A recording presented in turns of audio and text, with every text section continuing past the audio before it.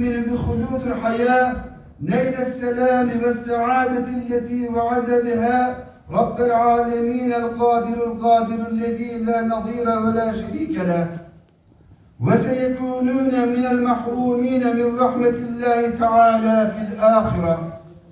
إخواني، يجب أن ندرك إيماننا، يجب أن يكون إيماننا إيمانا خالدا يدعم عبودية.